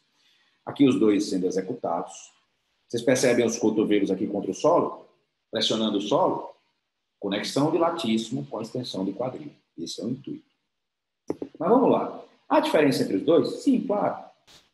Vocês já podem adiantar, e eu vou usar as palavras do Breto Contreras. Um executado em cadeia cinética aberta, o outro executado em cadeia cinética fechada. Estou nessa daí. Ou seja, o segmento distal está livre. Eu não gosto muito da classificação de cadeia cinética aberta e fechada, mas eu vou utilizar a proposta do autor. Um segmento distal está livre, o outro está fixado no solo. Legal. Pela observação, e até pensando aqui em treinamento, falando em sessão de treinamento, evidentemente que você vai aplicar esse exercício, ou você não deveria utilizar esse exercício no final de sessão, no final da sequência, quando você já levou aquele músculo a comprimentos aumentados em cargas relevantes. Claro que você vai utilizar esse exercício como um preparatório intermediário, ou seja, prepara o aluno ali, realizou os alongamentos de flexores de quadril, realizou as liberações de complexo adutor de quadril, vai lá e dá uma ativada no frog, vê como é que está a resposta desse músculo. Tem um detalhe que eu esqueci de falar para vocês no slide anterior. Me desculpem, mas é muito rápido. Vocês vão ver aqui o posicionamento das minhas mãos nesse exemplo, e claro que eu utilizei somente para demonstrar. Esse vídeo eu mandei para um colega que me pediu uma explicação sobre o exercício, e aqui a minha intenção era trazer o máximo de detalhes. Olha os meus dedos aqui, olha onde eu vou palpar. Essa palpação se dá na inserção proximal do glúteo máximo, ali no quarto posterior da crista ilíaca. A partir dali eu sei se esse músculo está de fato entrando, ou seja, conectando para o efetivo movimento ou a ação de hiperextensão. Eu palpo a inserção proximal do glúteo e digo, olha, conecta aqui. Claro, minha esposa. Aí cada um vai definir a melhor estratégia com o seu aluno. Mas aqui eu faço às vezes daquele teste. Lembra do testezinho que você colocou os dedos? Só que aqui a minha palpação é lá na inserção proximal. Olha, conecta aqui, sobe com ele. E ela já sabe que a contração deverá partir desde a origem ali do músculo. Sabe o que é interessante? Aqui uma observação, claro, clínica, e, portanto, merece as ressalvas, as devidas ressalvas. O mais interessante é que quando esse praticante vai recuperando, resgatando a função do glúteo máximo, essa conexão aqui é perfeita. Ela começa sem entender essa palpação, sem reagir os teus dedos, e com o passar do tempo, à medida que ela vai ganhando o domínio do movimento, o domínio da função do glúteo, essa contração aqui é perfeita, ela é imediata para que ela inicie a hiperextensão. Isso é muito interessante. Aqui eu estou testando o tempo inteiro, só não estou colocando naquela posição, mas não deixa de ser um teste. Mas qual é a diferença que eu quero que vocês observem entre os dois, frog e frog pump? Aqui eu tenho uma combinação de fato de abdução de quadril e rotação lateral. Só que aqui eu poderia até utilizar uma hip bend acima do joelho. No entanto, para que ela execute a fase ascendente, necessariamente haverá uma rotação medial do quadril. Medial do quadril. Eu lancei até uma enquete com essa pergunta e a maioria marcou que este exercício seria uma combinação de extensão, ou hiperextensão do quadril, com abdução e rotação lateral. Não. O momento é de rotação medial do quadril. Mas isso muda em algum sentido, professor? Contreras discute o seguinte: é interessante porque alguns indivíduos não conseguem uma boa conexão de glúteo nesse exercício e conseguem nesse.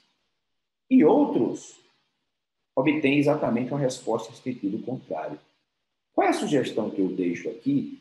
E, claro, como nós não temos literatura nem sequer incipiente sobre o assunto, nós precisamos aqui lançar mão de proposições baseadas na clínica e baseadas na leitura de livros. Até porque na nossa área, professores, não se preocupem, as evidências são muito modestas para qualquer assunto, sobre qualquer exercício que vocês podem escolher. Por exemplo, se eu for falar de hipertrofia de latíssimo do dorso aqui, eu não tenho nenhum trabalho para comprovar essas respostas, pelo menos num cenário de treinamento de força. Você ter a ideia da nossa situação, como bem ainda precária em termos de evidências científicas. Mas voltando, eu utilizaria o frog pump no final, ou seja, você pode vir de uma sequência frog, levantamento terra sumô, pode finalizar com frog pump, porque este exercício permite o envolvimento de outros músculos, além, obviamente, de você ter uma maior segurança da praticante, em decorrência do apoio dos pés no solo. Segurança no sentido de realizar o exercício de hiperextensão sem muitas compensações. Tudo bem? Mas vocês precisam observar, estar cientes de que, enquanto você combina hiperextensão com abdução e rotação lateral aqui, você também combina hiperextensão com abdução, porém rotação medial aqui. O rotador lateral mais evidente que poderia estar aqui e não está aqui é o piriforme. Mas seria forçar muito a barra dizer que, então essa é a grande diferença, então eu vou tirar um pouco da ação do piriforme. Eu não iria por esse caminho a especular muito. Só teria a dizer o seguinte: utilize o frog como preparatório, ou seja, como uma pré-ativação. Utilize o frog pump numa finalização de sequência sem problemas. Utilização de um exercício isolado para você aumentar, ampliar o tempo sob tensão específica sobre o glúteo máximo. Fechou? Aqui alguns exemplos de aplicação, olha só. Como foi dito, liberação. Por que é que eu uso o termo liberação? E as redes sociais, ao passo que nos trazem um ambiente favorável para as discussões, cria espaço para discussões semânticas. Isso, sinceramente, eu acredito que seja contraproducente para a nossa área. Por que eu utilizo o termo liberação? Porque a literatura utiliza o termo liberação, inclusive em artigos de revisão sistemática. Tudo bem? Liberação, alongamento de complexo adutor do quadril. Liberação, alongamento de flexores profundos do quadril. Quem sabe liberar, libera. Quem não sabe, aprende alongamento para ilíaco, para pessoas maiores. Tá? Mas é interessante você partir das liberações antes do frog, pelo que já foi dito. No frog, você pode estar encontrando uma resistência fortíssima dos flexores profundos. Lembram, pessoas maiores, inserido lá no T12. Ele vem de T12, L1 até L5. Ele vem da face lateral do corpo da vértebra, processo transverso, T12, L5. Portanto, se ele estiver rígido, por quanto se insere no trocante menor do fêmur, à medida que você hiperestende, o que acontece com essa coluna lombar? Está sendo tracionada. E aí você tem aquela situação de hiperlordose, aquela lordose acentuada pela tração do pessoas maior. Então, se você não faz um trabalho anterior dos flexores profundos, para pessoas maior, por exemplo, para ilíaco, certamente você vai perder no frog. Ou você vai deixar de ganhar no frog. Porque você precisa garantir uma amplitude mais livre na hiperextensão do quadril, para que esse glúteo máximo, já deficiente nas suas funções, você tente resgatar essas funções deficitárias, essa deficiência observada no glúteo. A abdução de quadril a 100 graus de flexão, essa é uma outra discussão, pode ser em cadeira abdutora, pode ser com a liga, mas por que a 100 graus de flexão? Acentuando a flexão do quadril, eu tenho um favorecimento da ação do glúteo máximo como abdutor. Levantamento terra sumô. Perceba que você foi preparando, jogou do levantamento terra sumô. Quando eu coloco em amarelo aqui, é que a intensidade é moderada, não é intensidade alta. Aí olha aqui só para onde é que eu venho. Cluster 7 no agachamento. Eu fraciono a série e elevo a intensidade. Ou seja, coloco uma carga ali para 4 repetições máximas e fraciono em 4 séries de 1 ou de 2 repetições com intervalos. Repouso a carga, 30 segundos.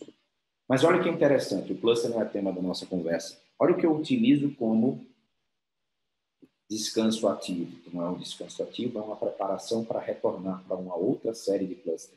O frog. O próprio frog. Porque lembrando, ao passo que aqui a intensidade está elevada, no agachamento, aqui eu estou o tempo inteiro dizendo assim, olha, glúteo, eu quero que você entre no agachamento, hein?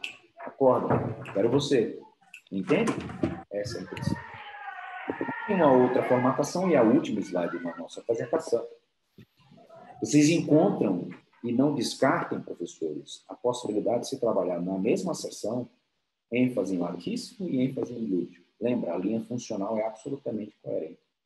Olha como a sessão está organizada nesse sentido. Liberação de latíssimo, liberação de redondo maior. Essa é uma discussão para outras tantas aulas. Tá? Mas eu quero que vocês entendam a possibilidade de encaixar o frog dentro de um treino, aspas, voltado para latíssimo. Porque pensa comigo, se o frog é um exercício preparatório que eu vou utilizar, o qual vou utilizar para resgatar a função de glúteo, eu não vou impor altas cargas e eu preciso estimular com certa frequência para que aquele resgate da função seja obtido, por que não posso, por exemplo, aumentar a frequência do frog? Por que eu posso incluir o frog nos dias de treino, aspas, de perna? Você pode perfeitamente incluir o frog no dia dos treinos dessa menina, por exemplo, que está ali apresentando um déficit de função. Você pode incluir o frog no dia do treino de costas. Perfeitamente. Está aí uma organização absolutamente pertinente. Adução de escápula, ou seja, ativação de romboide no banco inclinado, frog. Abdução de quadril com flexão 100 graus, trabalhando o glúteo máximo como hiperextensor de quadril, depois como abdutor de quadril.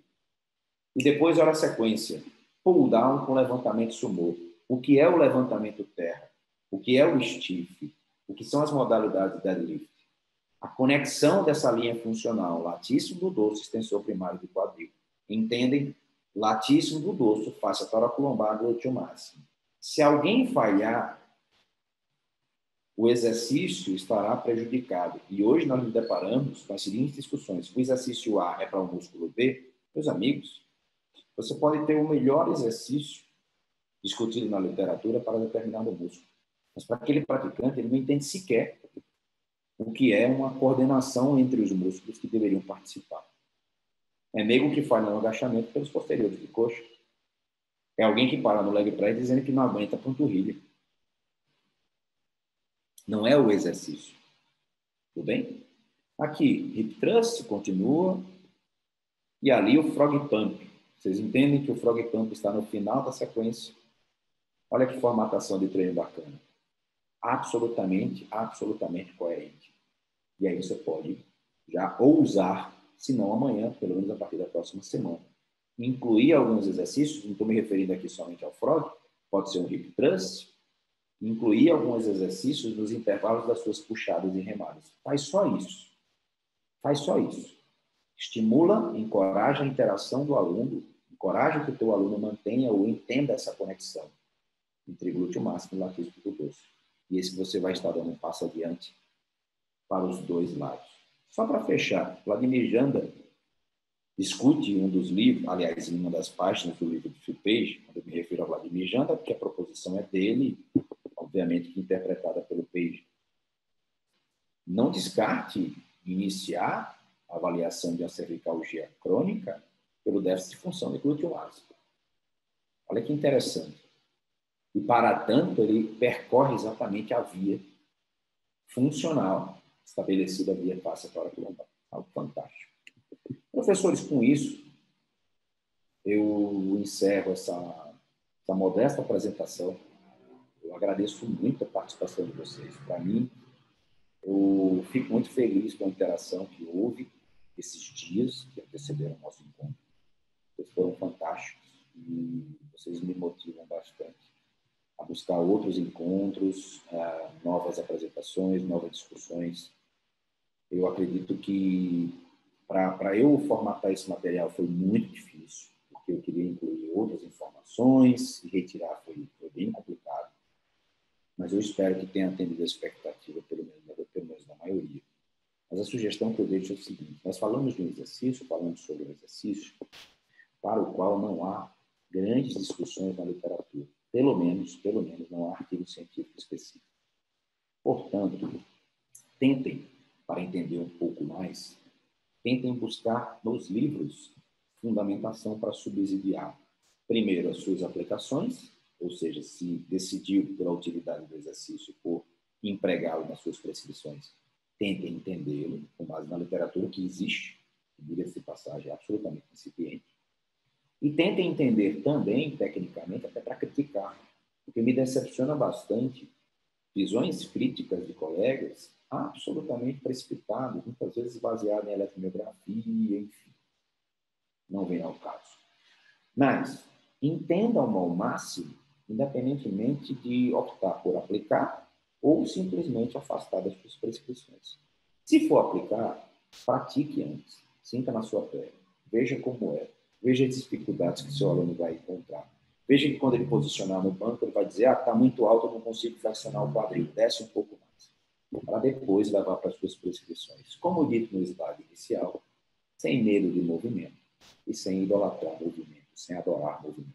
Estamos aqui como profissionais de movimento para analisar o movimento humano e entender que aquele exercício é útil, é efetivo para a demanda específica do meu aluno. Eu uso o frog, não o frog em si, mas variação do frog de hiperextensão, aquele testezinho que vocês viram, eu uso com idoso.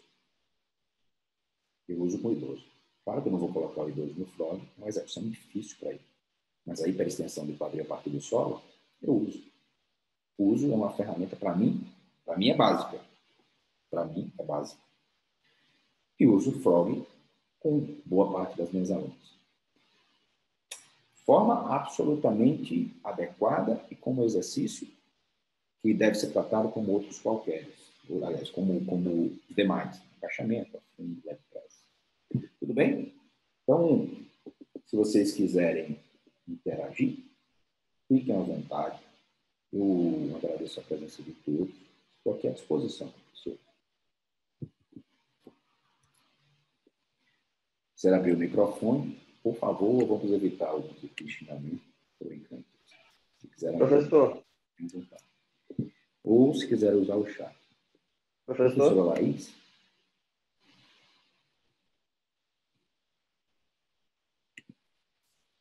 Oi, professor. É o Yankee, né? Quer falar no áudio. Fala, Yankee. Tudo bem? Boa noite. Quase nunca vi suas aulas. É verdade. Você já sabe todas as palavras, inclusive das saudações iniciais aos agradecimentos finais. Não sei como você aguenta, mas muito obrigado. Eu queria falar sobre o Frog Pump. Você acha uma indução utilizar um bend também no Frog Pump? Não, eu não entendi o termo que você utilizou, mas respondendo a sua pergunta, Contreras sugere a utilização da bend. E não sei se vocês perceberam nessa imagem, olha só. Ele sugere também um apoio sobre a cabeça, exatamente para manter uma flexão cervical. A grande questão de Contreras, o livro do Brad Contreras, professor, na verdade, eu vou assim, abrir o jogo, ser bem sincero com vocês. Eu estava escrevendo um e-book e ia disponibilizar para vocês hoje, gratuitamente. Só que eu não consegui terminar. Por que não consegui terminar? Porque eu concentrei tanta informação e material que dificultei, ou seja, não houve tempo para a diagramação. Então, peço desculpas por isso, mas é aquela história, né? É péssimo você dizer isso. Eu ia te dar um presente, mas não vou dar mais. Chegar no Natal, não façam isso, não repitam essa gafa. Mas respondendo, Leandro, o Contreras sugere, no livro dele, ele sugere a utilização da mini band acima do joelho. Exatamente com o mesmo propósito do Freud, convencional, né? O Freud. Então, ele diz, olha, você pode perfeitamente utilizar a hip band acima do joelho para manter essa ação de abdução do quadril. Algo que li na época me chamou a atenção, mas é bem evidente no dia a dia. De fato, alguns indivíduos tendem a conectar muito mais facilmente o glúteo nesse exercício. Lembra de manter a conexão com o matriz. Tudo bem? Esse cotovelo pressionado é fundamental. E outros indivíduos tendem a, de fato, ter um bom direcionamento para glúteo, a partir do Freud. Eu já adianto o seguinte para vocês, não se frustrem amanhã, se vocês forem tentar com alguém e não conseguirem êxito nem aqui, nem aqui. Não é fácil. É a mesma coisa que você pedir para alguém agachar pela primeira vez. Não é fácil. Principalmente para aquele indivíduo que já perdeu a noção do que é o glúteo máximo. Então, vão com calma. Se for usar uma hip band, usa uma hip band, uma mid band de intensidade reduzida. Tudo bem? Vão aos poucos. O que é importante da conversa de hoje? Tentem fazer aquele teste, reproduzir aquele teste da hiperextensão de quadril com joelho flexionado. E tentem, amanhã, vocês, pelo menos, executar isso aqui e ver se é interessante. Tentem, vocês vão ver o quanto é difícil. De fato, há uma demanda fortíssima sobre a lombar, como alguns relatam. E sabe o que é mais mágico disso? Quando você resgata a função do glúteo, essa fadiga, esse cansaço, ele simplesmente some. Ou seja, todas as alunas com as quais eu trabalho, utilizo o frog, prescrevo o frog, nenhuma delas fadiga em frog, nem consegue fadigar no frog pelos eletores da espinha. Nenhuma. E todas elas conseguem conectar em qualquer movimento multiarticular o glúteo máximo. Ou seja, o dia de hoje é agachamento para glúteo. Eu posso começar com a pré-exaustão extensora e ela conecta a glúteo. Claro, pré-exaustão em cadeira extensora, frog, agachamento. Vocês entendem? O frog vai ser sempre um preparatório. Vai ser o ingresso. Quer entrar, quer praticar o agachamento, o seu ingresso é uma série de frog. Sai da série de frog e vai para fundo. Sai da série de frog e vai para o leg press. É um preparatório. Responde a pergunta, Ian? Sim, muito obrigado. E até te fazer uma outra em relação ao posicionamento da cabeça, do que o Contreiras fala muito, mas deixa outra oportunidade outra pessoa perguntar. Fica tranquilo, meu amigo. Você tem o meu contato, tem o meu direct aqui. Ian, que já, inclusive, me visitou aqui em Natal. Claro que não veio com esse intuito, eu não sou também tão importante assim.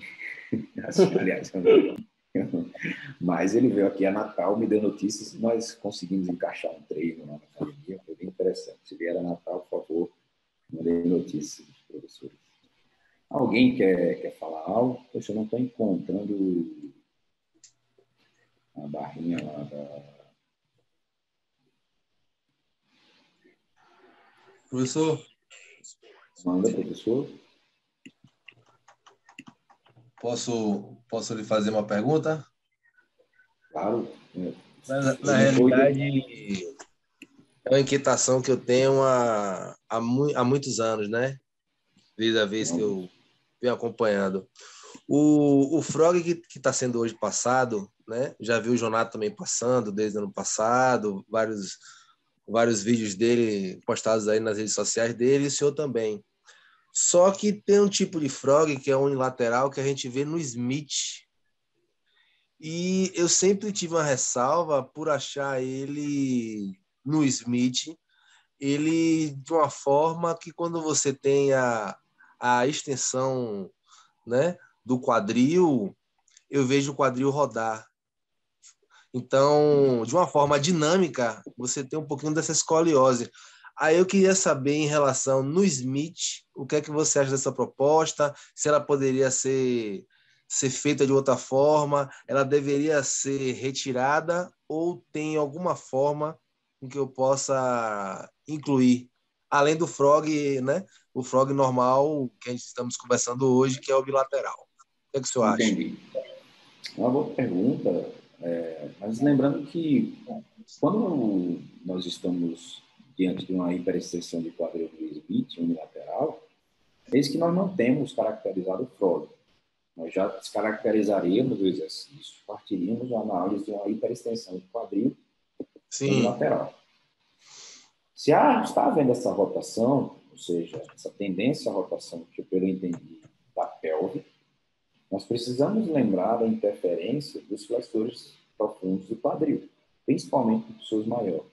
Como dito, como ele está inserido lá no T12 e L5, quando você executa unilateralmente, a inserção distal no trocante menor do fêmur vai puxar essa pelve, obviamente, e ela tenderá a girar. Ou seja, mais uma razão para que você enfrente antes da hiperextensão do quadril o alongamento de flexores profundos. Entende isso? Então, faz o teste novamente. Só que antes de realizar a hiperextensão unilateral ou bilateral, seja pelo frogs, seja pela hiperextensão no Smith, tenta passar por uma sessão ou por uma sequência de alongamento, se for o caso da liberação, dos flexores profundos do quadril. Entendem? Porque se eu consigo alguns graus a mais na hiperextensão, liberando os flexores profundos ou alongando os flexores profundos, eis que é mais uma amplitude para eu trabalhar o glúteo máximo.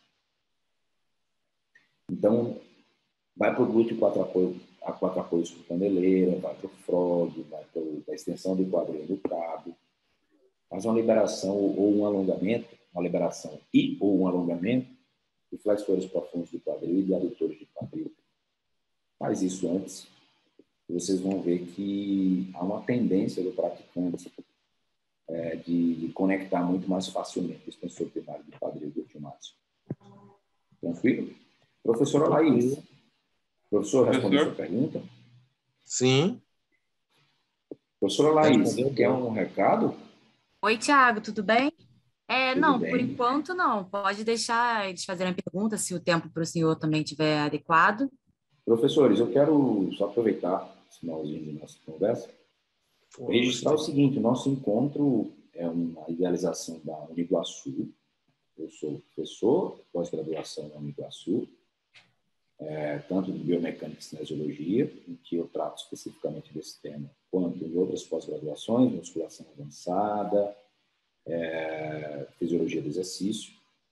E, aproveitando a oportunidade, eu sugiro que conheçam as pós-graduações, as opções de pós-graduação na Uniguaçu, porque nós temos muitas opções e, na minha modesta avaliação, é a melhor pós-graduação que nós temos no mercado hoje. Então, eu quero agradecer aqui a Uniguaçu por todo o apoio, por ter viabilizado esse encontro. Quero agradecer a presença de vocês, porque, de fato, para mim é absolutamente prazeroso estar aqui batendo papo com colegas. E dizer o seguinte: coloquem em prática pelo menos uma informação de todas as que foram passadas hoje. Tudo bem? Eu vou permanecer com o Instagram aqui, e se vocês quiserem mandar alguma mensagem, alguma dúvida que ficou pendente, fiquem à vontade, por gentileza. Eu não me incomodo e para mim é sempre um prazer.